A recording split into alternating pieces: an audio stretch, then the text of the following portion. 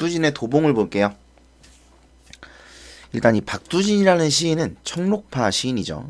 청록파 시인이고 산문시를 굉장히 많이 쓰신 그런 시인인데 요 시는 산문시가 아닙니다. 이제 어떤 글에서 봤는데 이 도봉을 설명하고 있는 글 중에 하나였는데 이 시는 박두진의 시 중 산문시가 아닌 시로 뭐 이렇게 설명이 돼 있을 정도로 그 정도로 산문시를 굉장히 많이 쓰신 분이에요. 그러니까 산문시가 아닌 경우가 별로 없는 이런 분인데 자 내용을 한번 보겠습니다. 청록파 시인 그러니까 요걸 딱 들었을 때 이게 언제고 뭐고 이런 게 좀 떠오르는 분도 있을 거예요. 1930년대. 왜 1930년대냐? 1930년대에 많은 시인들이 문집을 만들었죠. 동인지 시대라고 하거든요. 이런 걸 이제 배우신 분들이 있을 거예요. 배우신 분. 그래서 자기들의 글을 이제 이 사람들이 유학을 갔다 왔는데 동경 유학 이런 데 갔다 와서 이제 시도 배우고 했어. 근데 그 시 배운 문학을 배운 걸 가지고 먹고 살 길이 없는 거예요. 또 자기들의 시를 어디다가 뭐 이렇게 발표하거나 뭐 이런 게 없는 거죠.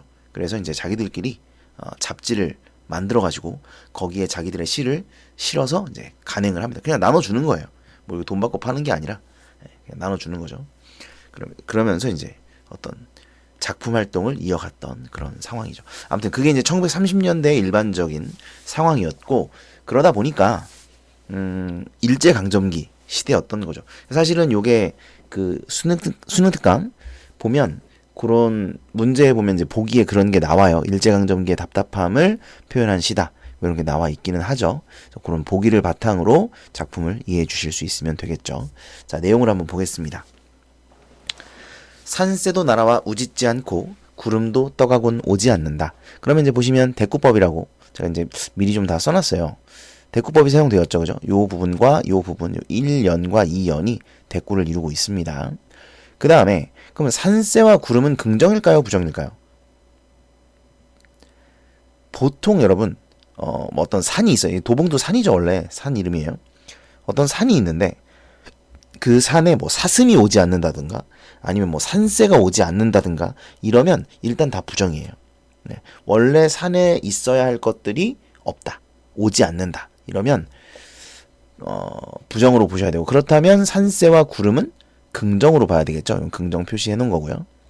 그렇기 때문에 원래 있어야 될 것들이 없기 때문에 여기서 느껴지는 정서는 공허, 상실, 고독 이런 게 느껴집니다. 그리고 이게 고독인가? 라고 생각하실 수 있는데 이제 뒤에 가면 이게 좀 더 자세하게 고독이라는 걸 알 수가 있어요. 여기 보시면 인적 끊긴 곳 홀로 앉은 가을산의 어스름 그러니까 혼자 있다는 얘기예요. 거기다가 여러분 가을 하면 가을 무슨 이미지예요? 소렴은 뭐죠? 소멸의 이미지. 그죠? 소멸의 이미지. 그래서 뭔가 좀 쓸쓸하고 고독하고 이런 분위기가 드러나는구나 라고 생각하실 수 있어야 합니다. 그 다음 볼게요. 자 이런 고독한 상황인데 호이호이 소리 높여 나는 누구도 없이 불러보나 죄송합니다. 잘못 읽었어요. 불러보나 이렇게 읽으면 안 돼요. 불러보나 이렇게 읽어야 됩니다.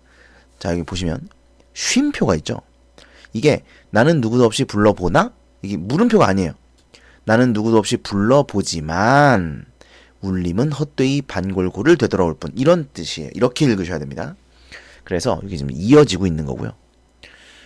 요거는 쉼표가 아니라 따옴표인데 마침표 마침표예요. 자 아무튼 호이호이 이거 음성상징어 소리를 흉내낸 말이죠. 호이 소리 높여 나는 누구도 없이 불러보나 이게 뭐냐면 고독을 극복하기 위한 노력. 그러니까 여기 지금 고독이잖아요. 위에 보면 아무것도 없잖아. 그죠? 산새도 없고 구름도 없고 인적도 없고 그래서 고독한데 이런 고독한 상황에서 누구를 불러본다는 거예요. 그러니까 이 고독을 극복하기 위해서 뭔가를 하는 거죠. 이걸 고독을 극복하기 위한 노력으로 볼 수가 있다는 거고요. 그런데 그렇게 불러보지만 울림은 헛되이 반골고를 되돌아올 뿐. 자 그러니까 쓸데 있어 없어. 쓸데 없다는 얘기죠. 이렇게 노력을 했지만 결국은 실패. 그래서 절망적인 인식이 드러나 있다는 겁니다.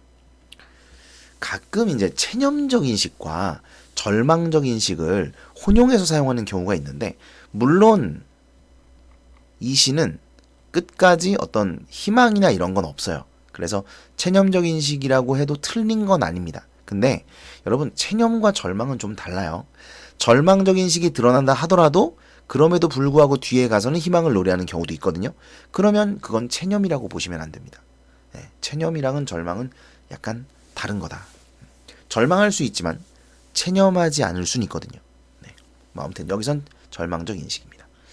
그 다음 보시면 산근을 길게 느리며 붉게 해는 넘어가고, 이게 이제 시간적인 변화가 드러난다. 맞아요. 산그늘이 길게 느린다는 건 해가 이렇게 진다는 거죠. 고도가 이렇게 낮아지니까 그림자가 점점 길어지는 거죠.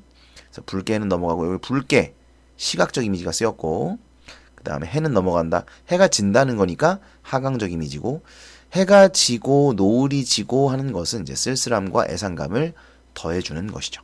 그 다음 보시죠. 황혼과 함께 이어 별과 밤이 오리니 생은 오직 갈수록 쓸쓸하고 사랑은 한갓 괴로울 뿐. 자, 부정적 현실인식이라 그랬는데 살아간다는 것이, 현실이라는 것이 이렇게 힘들고 안 좋다는 거죠. 부정적으로 생각하고 있다는 얘기예요. 현실을 부정적이라고 생각하고 있다. 부정적 현실 인식이고, 그 다음에 정서가 직접적으로 드러난 부분이에요. 정서가 직접적으로 드러난 부분이다. 쓸쓸하다, 괴롭다, 이렇게. 그대 위하여, 자, 그대, 너, 그대, 당신 이런 게 나오면 청자 설정이라고 말씀드렸어요. 청자를 설정하고 있다. 그대 위하여 나는 이제도 이 긴 밤과 슬픔을 갖거니와. 근데 이게 그대를 위하여 긴 밤과 슬픔을 갖는다. 말이 좀 뭐 이상하잖아요. 뭐 그대가 뭐 나보고 이걸 가지라고 했어요? 뭐야? 어떤 의미일까요? 이거는 위에 써놨는데 그대를 기다리며 정도로 해석하시면 돼요. 그러니까 이 긴 밤 동안 당신을 기다리고 있다. 그대를 기다리며 나는 이 긴 밤을 보내고 있다. 정도로 해석하시면 됩니다. 이 긴 밤과 슬픔을 갖거니와 이 긴 밤 동안 슬퍼하면서 당신을 기다리고 있다. 이렇게 보시면 돼요. 이 밤을 그대는 나도 모르는 어느 마을에서 쉬느뇨. 자, 이거 중요한 게 어느 마을에서 쉬느뇨 이랬어요. 그러면 의문형 어미가 쓰였나요? 네, 쓰였습니다. 의문형 어미는 쓰인 거예요. 그러면 서리법이 쓰였나요? 아니요. 서리법은 안 쓰였죠. 왜 아니에요? 항상 말씀드리지만 어느 마을에서 쉬느냐? 당연히 어느 마을에서 쉬지. 그러니까 이게 답이 나와야 돼요. 예를 들어서 그대는 뭐가 있을까? 그대는 동탄 마을에서 쉬느뇨? 아니야. 그러면 그것도 안 되는데. 동탄 마을에서 쉬겠지? 이런다면, 동탄 마을에서 쉬겠지? 이런다면 당연히 동탄 마을에서 쉬지 라는 답이 나오잖아요. 그 뒤에, 그죠? 안 써있지만 답이 이미 있단 말이에요. 근데 그대는 나도 모르는, 일단 몰라요. 그죠? 어느 마을에서 쉬느냐? 모르는 거죠, 이 사람도. 이건 정말 물어보는 거예요. 물론 대답을 요구하진 않아요. 왜? 그대가 내 앞에 없으니까요. 대답할 수 없겠죠. 그죠? 그러니까 대답을 할 수는 없지만, 또 이 사람도 진짜로 대답을 원하는 건 아니지만, 그렇지만 서리법은 아니에요. 네, 서리법은 아닙니다. 서리법은 그대가 어디에 있는지 알고 있어야 돼요. 알고 있고 당연히 여기 있겠지라는 답이 나오도록 의문형 어미를 만들어서 제시를 해야 합니다. 그러니까 의문형 어미는 맞지만 서리법은 아니라는 거.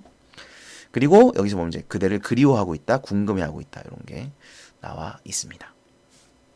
정리를 한번 해볼게요. 자, 간단한데요. 화자는 나고요. 청자는 그대죠. 그대로 설정돼 있고요. 상황, 그대의 부재 상황. 사실 상황을 말하자면 뭐 다양하게 말할 수가 있긴 해요. 밤이 되고 있다, 뭐 어쩌고, 뭐 아무것도 없는 상황에서 뭐 이렇게 되고 있다. 뭐 다양하게 말할 수 있는데 간단히 요약하자면 결국은 그대가 내 옆에 없는 상황이라는 것이죠. 물론 이제 시대적인 현실을 고려했을 때는 일제강점기의 부정적 현실 이렇게 말할 수도 있습니다만. 그 다음에 정서 및 태도는 고독함, 이건 이제 앞에서 얘기했던 것들, 고독하다, 쓸쓸하다, 애상감. 애상감은 슬픔이에요. 슬플 해자에 슬플 상자. 괴롭다, 기다리고 있다, 이런 것이 드러나고 있습니다. 특징, 대꾸법 쓰였죠. 맨 앞부분에 있었고요. 음성 상징어 호의 있었죠. 색채 이미지는 그 붉게, 노을 질 때, 해가 질 때 붉게가 있었어요.